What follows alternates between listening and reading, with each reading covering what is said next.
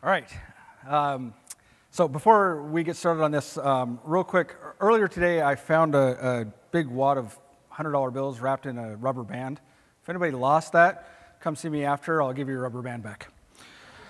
So I have three objectives today that I really want to try to get over and to cover.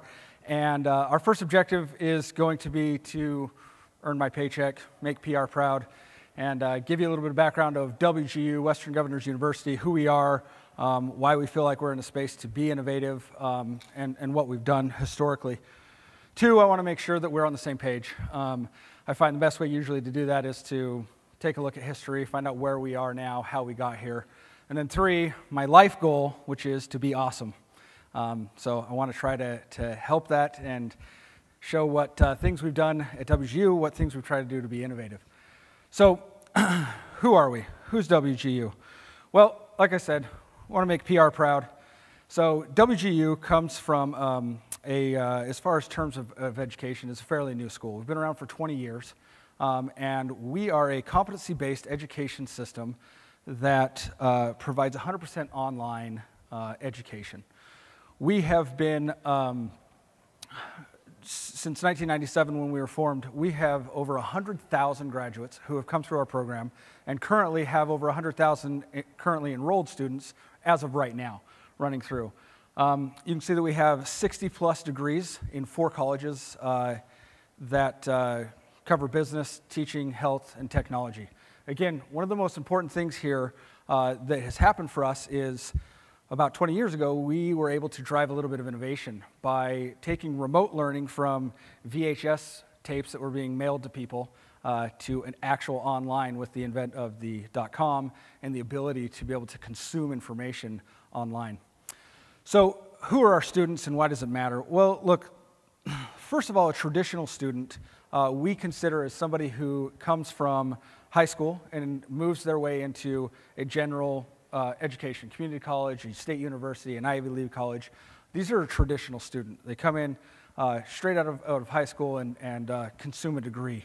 WGU's focus is really meant around a non-traditional student. And a non-traditional student are people like us. They have real lives, they have jobs, they have families, they have real-world life education that they have consumed. And we want to be able to use that knowledge that they've gained to return back to them the ability to further their education. So generally a non-traditional student doesn't have a lot of flexibility. They don't have a lot of time. Again, they've got jobs, they've got lives, they have a lot of things that they're working on. And so we find the majority of the students who engage with WGU are these non-traditional students. The reality is that we've got 20 years of pretty good statistics that speaks for themselves, that WGU works, and that the model that we have built really works to provide those students a quicker education at a cheaper cost while being able to demonstrate competencies to employers, which again gets them hired a little bit quicker. One of the main things of success that we have found is actually something that most of us here should be pretty familiar with, and that is AWS's model of client first, right? AWS by far teaches or treats their clients amazing. We do the same thing at WGU with our students. We are student obsessed, and we make sure that the student is taken care of and that everything that we build, any piece of technology or anything that we really address, has in mind what the student has, what they expect to get out of that. So let's get to objective number 2. Now that we've got objective number 1 down, we all know a little bit about WGU. We know about competency-based education, and we want to take a look through history at what it is that we have in education. What have we come from, and what do we have today? So let's take a look. So early 1600s, the advent of the first cheat sheet came out, called it a horn book. This cheat sheet ultimately was a small board that was given to students that gave vowels, consonants, and taught the alphabet. Half a decade later, we get into Magic Lantern. Magic Lantern was actually created for marketing and sales places and was brought into the education to engage with students. So 1640s, 1650s, we're starting to realize we should probably engage with students a little bit more than we have been. And so the Magic Lantern's brought in to project something and to get everybody to see the same piece of content. I would be remiss as a software engineer if I didn't bring out the Jacquard Loom. The Loom was the first iteration of programming. The Jacquard Loom was created with punch cards to feed into the loom that would then create the pattern necessary to weave, whatever was being looked at. Ultimately, this is the foundation of what we use today in sophisticated programming and program language. Next, we have the blackboard. Scottish professor of geometry noticed that everybody was using tiny little slates in his classroom, and that he thought, hey, we should have one that we could share everywhere. So what he did is he went out and got a giant piece of slate, slapped it on his wall. His entire wall fell down. Slate shattered into 1,000 pieces. He realized slate's actually really heavy when you're putting huge pieces of it on the wall. Nevertheless, we got to the point where we use blackboards all the time, and even in today. Later, we've got the radio, and the radio really is the first iterations of the ability to do remote education. So the New York Board of Education, 1925, sends out the very first recorded educational course, and that's broadcast through a special channel throughout the state, and we have a single subject matter expert having the ability to, for the first time, teach outside of just his small sphere. Later we get to early 70s, we see the Apple computer, as most of us in elementary school can remember the nice green screen, teaching about mathematics, teaching about typing skills, and starting to get us into that. This traverse of over 400 years gets us to a point where we can identify in education that it's really easy to run out of digital bullets and die of dysentery. Oregon Trail, a lot of you played it, I know it. So ultimately, how did we get to those places? What did we see over that 400 years? We identified that the vast majority inside of education, inside of the public sector in general, is developed and moved forward through iteration. That we find something that works, and that iteration continues to push forward into either micro innovations or into next step things. So I think a really good example of iteration that we can look at is the textbook. I believe that it's pretty safe to say the textbook is foundational to education. And the textbook back in the early 1600s was simply the Bible. That was it. That was what we gave students to learn literacy. That's what we gave students to learn penmanship. Now, the latter being significantly more important because we all know, A, it's really hard to read Latin, and B, if it looks good, it's more important than being accurate. So that goes on for a couple hundred years before a set of McGuffey comes out. Now, McGuffey is a 6-series reader course that progressively gets more difficult. We fast forward into the late 1990s when each of us are carrying around a backpack with a 500-weight capacity limit chock full of textbooks. A textbook for every solution, for every course, or multiple for everything. Go another couple of decades and we get to a laptop computer. Again, we're still consuming textbooks. We're still consuming the same information, but it's just lighter. So how is curriculum created, and why is it created? What is the process that we have gone through historically to get to the point where we're creating these textbooks, where we're creating the content? Well, it's pretty straightforward. Curriculum is created first by identifying what the problem is. What issue are we trying to solve that needs to be addressed? Next, we address the who. Ultimately, the characteristics of the learner are going to vary, right? We have students who are kindergarten students who are clearly going to consume content different than a PhD. So we've got to identify what that is. Next, we have the changed or intended outcome. So what are we trying to accomplish by solving this problem, by getting to the people that we need to get to? Well, after that, we have to identify how that's going to be delivered. Is that a textbook? Is that an audio? Is that a video? What's the delivery method that we are going to get this information out to the students? And then eventually, we want to identify that we have really taught what we anticipated to teach. What was the objective completed? And we do that through evaluations, through testing.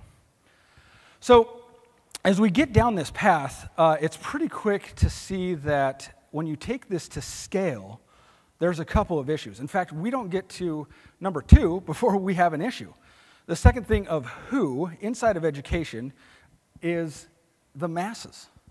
we take a bell curve of who we're trying to accomplish to teach these objectives to, and we teach to that person in the middle. The outliers, they can take the course again and they'll get it the second time, we're sure. Or maybe not. So the idea is that we have the curriculum delivery of who, and then the second piece is number 4, which is the filtering. So as mentioned before, we kind of have a subject matter expert who goes and will pick a subject and start to create a course around that subject. The problem is there's a plethora of information out there. There's a plethora of knowledge concerning every course and every idea and everything that needs to be solved. And so who decides, who filters that information? Well, again, we take it to the masses, we take it to where it should generally go, and we focus in on that piece. And ultimately, it's the subject matter expert's call on to what that looks like. The question is how did we get there? Why do we create curriculum like that? Well, I think that it has a lot to do with tradition. You see, a long time ago, before the advent of sweet technology like the internet or phones or radio, you had small groups of people in areas that were combined all together. And you had a severe lack of smart people and a big demand for that person. And so what you ended up with was a supply and demand issue, pretty straightforward. The supply and demand was ultimately one smart person in a village became the teacher and taught everybody else. A single smart or single subject matter expert teaching out to a majority of the people. So we identify that we do this often, not just over large period of times, but sometimes in micro circumstances or in everyday life. So I have a good friend named Mike. Mike found himself one day in a hospital with electrical burns. And, Mike is sitting there being treated. He was an apprentice electrician. Into the hospital walks his master electrician, who comes up to him and says, "Mike, what happened, man?" Mike looks at him and says, "Chief, look, I see you all the time grab wires, stand on one foot, and splice them to save time." The chief says, "So you didn't turn off the master power?" He's like, "No, I see you stand on one leg and do it all of the time." Master Chief looks at Mike and says, "Good hell, Mike, don't you know I have a wooden leg?" So oftentimes, we miss the point in the middle. We miss some of the details because we're following tradition. Now look, tradition in and of itself isn't inherently bad. It's not a horrible thing. We all enjoy it when we get under a mistletoe. We all enjoy it when we have grandma's cookies or pie that has come down from generation to generation. The problem is that tradition and iteration stand in the way of innovation. We can't follow tradition directly and innovate. So what is innovation? Well, look, when I think of innovation and when I am trying to focus on what's cool and exciting out there, those are the things that make me think of innovation. What's fun? What's interesting? I think that a good example of innovation comes from photography. So photography is an interesting thing. 400 years ago, we had almost no ability to capture any kind of image. That developed into a little bit of the ability for what are called photograms. And photograms were created in the early 1700s that had the ability to kind of take a negative. But they took hours, if not days, to create. That was the case for about 150 years until the daguerreotype came out. Now, the daguerreotype is that kind of chromatic black and white image that you see a lot of from the mid-1600s. And the daguerreotype took a bit of an innovation because it took from hours and days to capture an image to minutes. Pretty impressive. We fast forward that just a little bit farther, and we identified that within photography, materials start to come out that make changes, and we have another innovation that turns photography from minutes to capture a grainy black and white image to the late 1970s, the ability to capture full color film and image captures from an amateur onto a tiny roll of film. We take that forward even farther to the early 1990s, where we take digital photography, eliminating the film, giving us the ability to take multiple pictures, until current day, when each of us has an incredible device in our pocket that takes 12, 20 megapixel high-resolution cameras that each of us has a wonderful opportunity to use to take ducky pictures, that thing. Yeah, that's what we use this for. It's what we use great technology for. It's beautiful. That's innovation. In less than 200 years, we went from hours of capturing to microseconds with full resolution and again, through innovation of digital photography. So what is driving innovation in WGU? Let's get to number 3. Let's start to get there. Innovation is being driven inside of education, I think, again, by something that I identified earlier. And that is, historically, we come from the idea that a single subject matter expert has the ability to create and distribute information out to everybody, and that information ultimately is consumed by the end user. So,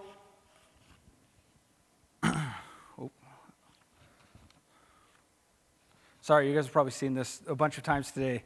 We lost all of our notes on the projectors, and so, iteration. So what's the problem? Let me give you an example real quick as we look at this slide. When I was in college, back in late 1990s, early 2000, I was a computer science engineer. And I had the opportunity to get an internship at a development shop. And I was given a really, really intelligent senior engineer who worked with me as a mentor. So I would go to work every day, and I would sit down with this guy who made sure that he kept up on every piece of technology as it came out. At the time, we were coding in Java, and it was emergent as an amazing language. So my mentor would teach me things and allow me to utilize libraries that were coming out inside of the work area to vastly advance my ability to deliver results. I would turn around, go to class at school, and use those same techniques because they're really smart and they're really fast. And then I would fail the class because it wasn't part of the curriculum. It wasn't part of what was being delivered. And frankly, my TAs and professors didn't quite understand what was being used because they were following the curriculum given. Now, I understand that you have to learn iteratively. I understand that line upon line, you have to understand how you're learning. The interesting part is that education ultimately is driving towards an objective, is driving towards fulfilling topics that need to be understood. And the how and the what you do in the middle there is a little bit variable. As long as we can get to the point that we understand what we are delivering is an objective and an understanding or a competency of that objective, the in-between can be delivered by multiple subject matter experts. What's really interesting is we've already solved this problem in normal life. We call it the internet. Each of us goes out every day, consumes information, and in fact, the vast majority of students nowadays will first go to Google and then go to their textbook. Why? Because Google offers them a huge amount of subject matter experts, their knowledge delivered to the learner, instead of a single subject matter expert delivering out to multiple learners.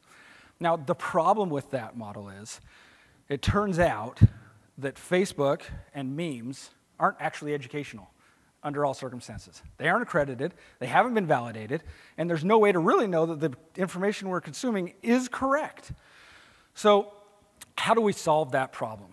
Well, we think that we've come up with a pretty good idea.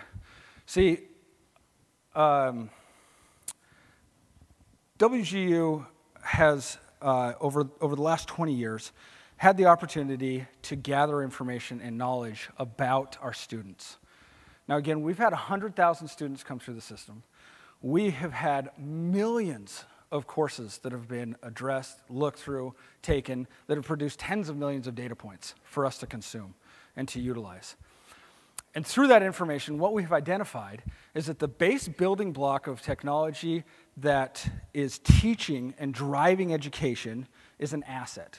So what's an asset? Well, look, an asset is any piece of information that can be consumed by a student, whether that's an image, whether that's a PDF, whether that's a full textbook or an audio or video. So these assets put together create a course, and that course is given to drive the students to understand a competency or that. And so ultimately what we're trying to accomplish here is we can take an asset and push it through a system that can help us to identify what those assets can do for the student and how they relate to each other and what they're working with. So we're going to get to objective number 3. And objective number 3 is try to be awesome. Try to do something innovative. Try to do something cool. So some of you may be familiar with the idea of text mining that utilizes machine learning and AI to help drive that. This is a very similar process. So we're going to walk through this process really quick so that you can get an understanding of what it is that the asset, and again, the asset is the basic building block to teach and to drive education and to drive an understanding of education and to drive the ability to achieve objectives and topics for a given student. So we start out with identifying and retrieving the documents for analysis. So we're going to bring in a whole bunch of information. And that information, again, it's going to be text, it's going to be video, it's going to be whatever type of asset that needs to be or that has been created. We're not really concerned with what has been created or where that asset's been created as of right now. We're going to assume, for the purpose here, that asset has already gone through the rigorous value of education, that has already gone through accreditation, that has already been identified as consumable for a student that is appropriate. So we're going to bring those in, and then we're going to push them through an asset parser. Again, an asset parser is going to be something that's going to be able to consume an entire textbook or an entire paragraph or an entire video and break that up into single, smaller, consumable assets. After that, we're going to infer meaning. And when I say infer meaning, ultimately what I mean is, let's say we take an image, because that's an easy one, an image of a panda. If we're bringing an image of a panda and we put it through the system, we're going to get into this point, and it's going to say, it's a panda. Pretty intelligent, right? It's also going to say it's a bear.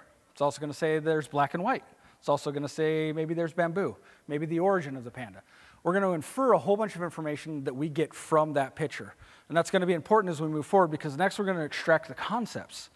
So as we extract those concepts, we're really starting to apply at this point the knowledge that WGU has, the knowledge that we have gathered over the last 20 years that says, okay, a panda is a bear. What does that mean inside of our system? What does that mean to us? What are the concepts and patterns that exist there that we can use?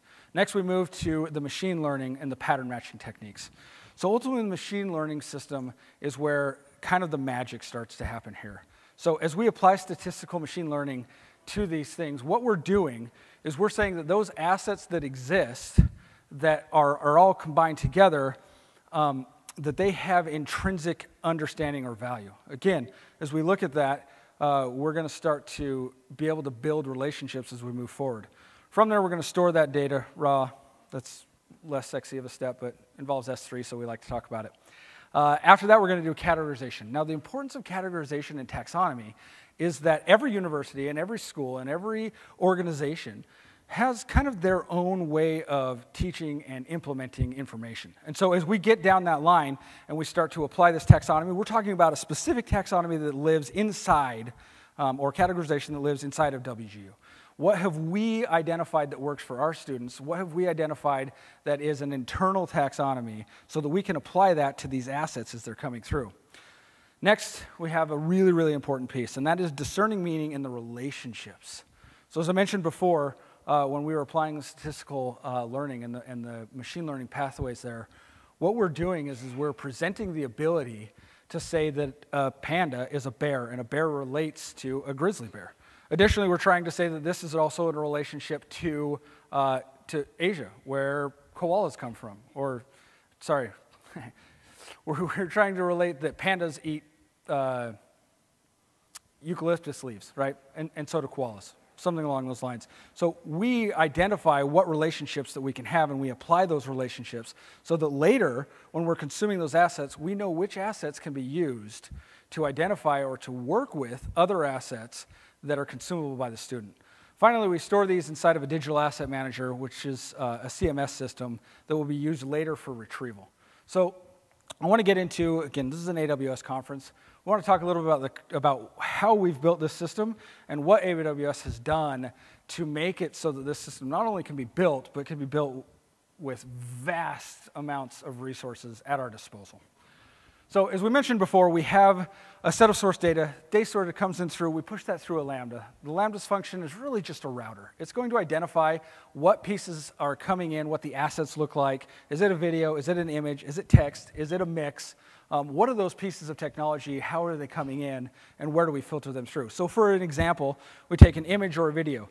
Well, clearly an image or a video, we're going to take that, we're going to push that through Rekognition.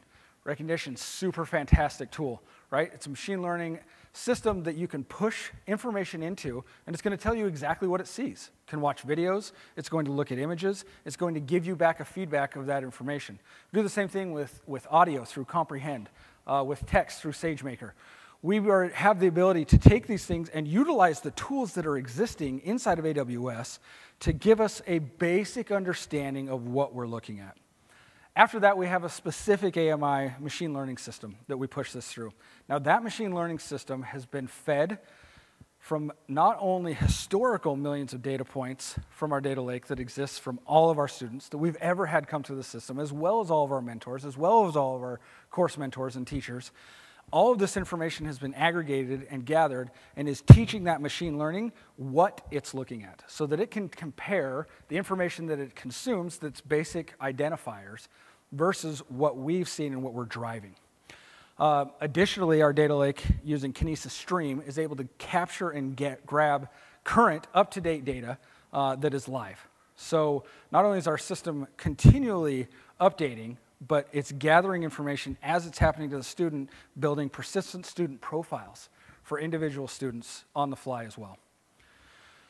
So we get into the second piece of this, which we mentioned before. Kind of take that data, we store it into the S3 bucket, and then we put it through a second machine learning system. This machine learning system is also being taught from our data lake. This machine learning also has a set of customized taxonomies that will go through and tag all of this data, create metadata for us that relies on the ability for that to be applied inside of our university to our students just in time. Additionally, this is where the magic of relational happens. This is where we get the really important pieces of relational data where we can take an asset and say, this asset fulfills this objective and this topic across multiple different things. So as an example, you could have a product management, right? Product management exists in technology, product management exists in business. As we break down those assets and we tag something as product management, it can show up in either. Because through the system, we are able to create content for our students based purely on objectives. So when we go to create a course, no longer are we grabbing assets in an order that we want them delivered and piecing them together and delivering them in textbook fashion. Instead, what we are trying to do is create the ability for a course designer to create the objectives needed, the topics that have to be covered, and the methodology that they can achieve that, the competencies that need to be there, as well as the assessments to test those competencies. And then the system, through the Merovingian that we call it, is able to deliver the assets just in time to the student as they need to be consumed. Let me give you an example of that. So we'll walk through a little exercise. We'll say we have a Sally. So Sally is a young mom who is going back to school to get her computer science degree. Sally comes home from a long day of work. She has about an hour of work, of time that she can study. So she comes into her house, which is a well-connected house, as most of us have. She's got an Echo, she's got a Fire Stick, she's got a nice laptop, her phone. She's going to talk to her Echo and say, Echo, open up WGU Sage for me. Echo opens up WGU Sage, which is her learning environment through Western Governors University. And WGU Sage says, all right, Sally, what do you want to learn? Sally says, what's on my path? What am I working on today? Now, because of the way that the assets have been tagged and because of the way that the courses have been created, the system inherently knows what she can consume in an hour. So she tells Sage, I have an hour to study. What can I do? It's going to filter that down immediately and give her a couple of options. One of the options is going to be, Sally, you can go over object-oriented programming. Why don't we talk about that? Sally says, sounds great. What do we got? WGU Sage replies to her and says, well, I've got a video that you can watch we can stick on your Fire Stick. I have a PDF that I can send to your laptop, or I can give you an audio recording that we can put on your phone. What would you prefer? Now, WGU Sage, again, because we've been watching Sally as she's gone through school, knows that the likelihood of her picking the video is pretty high. That's why I'd offer to it first. Additionally, because of the way that we tag those assets and the way that those assets are built, we have the ability to offer any three of those to fulfill the same competencies, the same objectives, and the same topics, even though they all came from different subject matter experts. So Sally says, hey, I want to watch the video. Go ahead and send it to my Fire TV. So, loads up on the Fire TV. Sally takes about 30 minutes, watches a video on object-oriented programming, consumes that data, gets done. As soon as she's done, WGU Sage asks her, hey, Sally, I sent an assessment to your phone. Why don't you go ahead and take that 10-question assessment. Let's make sure that you understood the information that was being given. So Sally pulls up her phone, she takes the test, takes the assessment, everything goes well. The assessment, additionally, that she is given is related directly to the video that she watched, while again, still fulfilling the objectives, the content, the ideas, the topics, and the competencies that were required for the course to be advanced.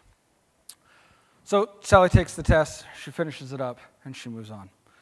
So ultimately, taking a look at that example and taking a look at what the Merovingian has the ability to do, in contrast to when I was in school, where I was told, don't talk about the new stuff, we're not there yet. Don't grab that new thing, we're not there yet. The Merovingian is going to deliver to Sally information in that video that's relevant now, that has been validated, accredited, and pushed through recently, probably within the exact same framework that she's working at work. It's going to have the same information that is relevant to her now, because that information is delivered just in time and is valued and is given to her specifically because of that. So we have the opportunity to take a system to ingest assets, again, assets being the basic building block of what it is that drives educational success, right? The ability for that student to consume those pieces and to consume that information varies from student to student. No longer are we teaching the general curve, but we're teaching to the specific user. No longer are we teaching based on a single set of assets, but we're allowing the system to, in real time, update on what is performant, what is relevant, and what is valued to that student, and deliver that to them in a platform that they desire, in a platform that they work best with. Had Sally been running down the street, jogging with headphones in, WGU Sage would not have offered her the video or the PDF. It would have said, hey, here's an audio. Do you want to listen to it? And so using that system and leveraging the ability at the asset level to tag and relate these pieces of data points gives us the ability to drive that kind of learning experience. So with the Merovingian, with the WGU system, we are trying to change the way that education is consumed. We're trying to literally be student-obsessed. But we understand that it is difficult sometimes to do that. And if perhaps that's a little much, maybe we could just keep innovating, iterating. So there's a party. We're all excited to get to it. I do want to be able to have a little bit of time for Q&A that's available. So thank you all for coming and listening to our presentation today. We can take some live questions if we have anything. If not, go party.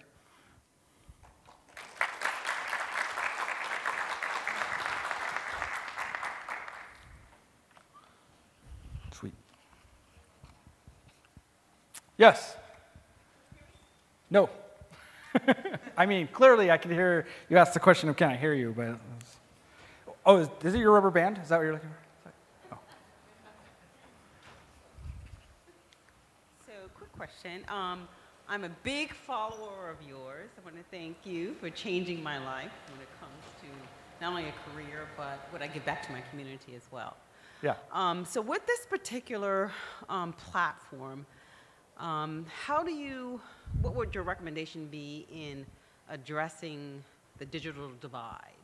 The what was that? Digital divide in the marginalized communities? Sure. So the question is how do we address the digital divide? So if I'm understanding you correctly, what do we do with the fact that not every asset is digital? Not every asset's available online. Is that appropriate? So fortunately, I have a bit of a unique situation in that WGU is 100% online. So all of the content that we consume is always digital.